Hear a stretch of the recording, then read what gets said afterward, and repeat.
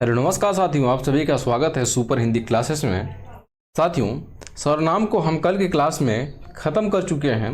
कल हम सब पढ़ चुके हैं पार्ट 1 और पार्ट 2 में सर्वनाम को ख़त्म कर चुके हैं और आज हम जो पढ़ेंगे, आज सर्वनाम को हम एक नज़र में देखेंगे। सर्वनाम को एक नज़र में देखेंगे, एक नज़र में, यानी कि इसको हम आज 10 मिनट में पूरे सर्वनाम को ख़त्म करने वाले हैं।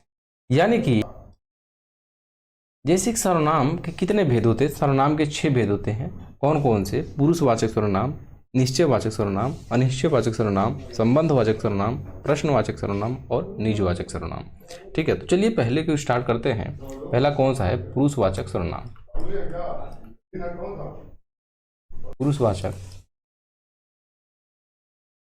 सर्वनाम। पुरुषवाचक सर्वनाम के 3 भेद हैं। पहला कौन सा? उत्तम पुरुष। दूसरा है मध्यम पुरुष। तीसरा है अन्य पुरुष। ठीक है, पहला उत्तम पुरुष, दूसरा मध्यम पुरुष और तीसरा अन्य पुरुष। उत्तम पुरुष में कौन कौन है? जैसे कि खुद के लिए बात की जाए या स्वयं के लिए, यानी कि जो वक्ता होता है या फिर लेखन करने वाला या फिर जिसको कह सकते हैं लेखन को लिखने वाले, उसको कहते हैं उत्तम पुरुष। जैसे कि मैं यानी कि स्वयं जो बोले, जैसे कि आप बोल रहे हो, ठीक है, तो वो कौन है? वो उत्तम पुरुष है। मैं, हम लोग। ठीक है, ये उत्तम पुरुष। मध्यम पुरुष में जो श्रोता होता है, जो सुनने वाला होता है, या लिखने वाला जो सुनने वाला होता है, उसको कहते हैं। जैसे कि तू, तुम, आप, आप लोग। ठीक है, और अन्य पुरुष में जो है, अन्य पुरुष वक्ता होता है और न श्रोता होता है, ये कोई अन्य होता है। जैसे कि यह, ये, वह, वे, ये लोग, वे लोग। ये जो शब्द है, ये क्या है? ये अन्य पुरुष सर्वनाम है। ठीक है, अब दूसरा देखते हैं। दूसरा कौन सा है? दूसरा है निश्चयवाचक, निश्चयवाचक सर्वनाम।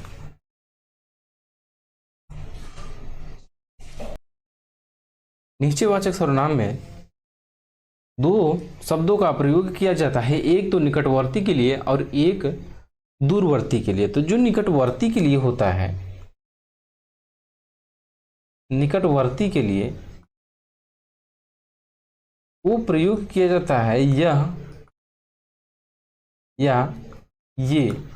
ठीक है, और जो दूरवर्ती के लिए जो प्रयोग किया जाता है, दूरवर्ती के लिए वो होता है वह या वे। जैसे कोई साइकिल रखी हुई है तो कहेंगे यह साइकिल मेरी है, लेकिन जब दूर है तो उसी को क्या कहेंगे? वे साइकिल मेरी है या फिर वह साइकिल मेरी है। तो दूरवर्ती के लिए जो प्रयोग किया जाता है वह वे, और निकटवर्ती के लिए क्या प्रयोग किया जाता है? यह, ये। ठीक है, आगे आगे देखिए। अब तीसरा कौन है? तीसरा है अनिश्चयवाचक सर्वनाम।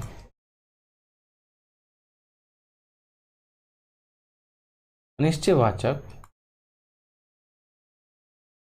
सर्वनाम।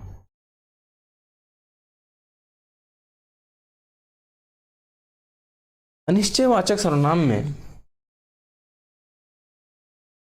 कोई, कुछ,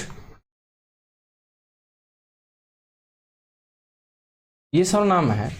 कोई का प्रयोग किया जाता है प्राणी के लिए और कुछ का प्रयोग किया जाता है वस्तु के लिए। जैसे कोई आदमी दरवाजे पर खड़ा है,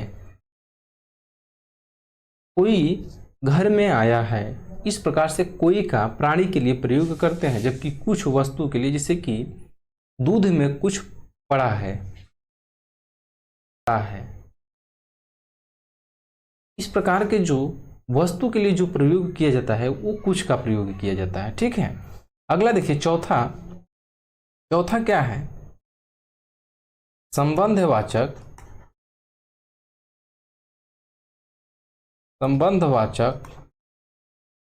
सर्वनाम। संबंधवाचक सर्वनाम में जो और सो का ये दो सर्वनाम है, जो और सो। जैसे जो सोएगा सो खोएगा, जो जागेगा सो पाएगा। तो ये जो सर्वनाम जहां आपको देखने को मिल जाए जो और सो, वहां पे पूछा जाएगा कि आप बताइए कि इस वाक्य में कौन सा सर्वनाम है। तो आप कौन सा सर्वनाम बताएंगे? जो सो जहां देखेंगे तुरंत आप कह देंगे यहाँ पे संबंधवाचक सर्वनाम है। कौन सा वाचक सर्वनाम है? संबंधवाचक सर्वनाम है। अब 5वें नंबर पे जो सर्वनाम है, जो प्रश्नवाचक, कौन सा है? प्रश्नवाचक सर्वनाम।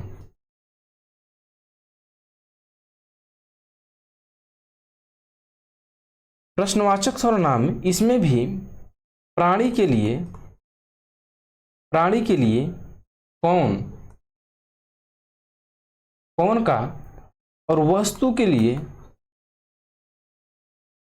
क्या प्रयोग करते हैं हम। जैसे दरवाजे पर कौन आया है, या फिर घूमने कौन कौन चलेगा।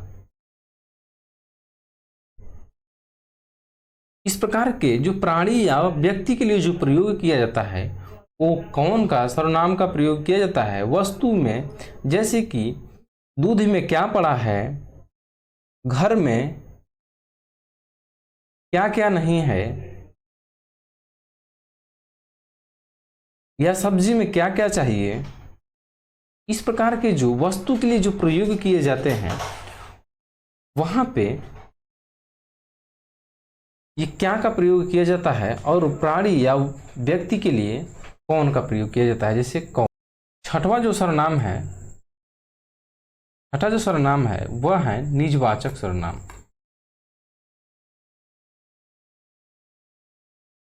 निजवाचक सर्वनाम। निजवाचक सर्वनाम में निजवाचक का सर्वनाम का मतलब होता है कि मतलब स्वयं खुद। जैसे आप, अपने आप, ये सब शब्द जहां आपको देखने को मिल जाए, जैसे स्वतः, स्वयं, खुद। ठीक है, जैसे कि यह कार्य मैं खुद कर लूंगा। ठीक है, तो खुद मतलब स्वयं कह रहा है। यह साइकिल मैं स्वयं चला लूंगा, यह गाड़ी मैं स्वयं चला लूंगी, यह गाड़ी मैं स्वयं चला लूंगा, मैं अपना कार्य को स्वयं कर लूंगा। इस प्रकार के जब शब्द आपको देखने को मिले, इस प्रकार के वाक्य जहां आप सबको देखने को मिले, आप तुरंत कह देंगे कि यहाँ पे कौन सा सर्वनाम है। तो आप तुरंत कह देंगे कि यहाँ पे निजवाचक सर्वनाम है। ठीक है, तो इस प्रकार से आप एक नज़र में पूरे सर्वनाम को ख़त्म कर लिए। ये सर्वनाम पूरा ख़त्म हो जाता है। अब मिलेंगे कल के क्लास में क्रिया के साथ। ठीक है साथियों, आज के लिए इतना ही। अब मिलते हैं कल नेक्स्ट क्लास में। तब तक के लिए नमस्कार, जय हिंद।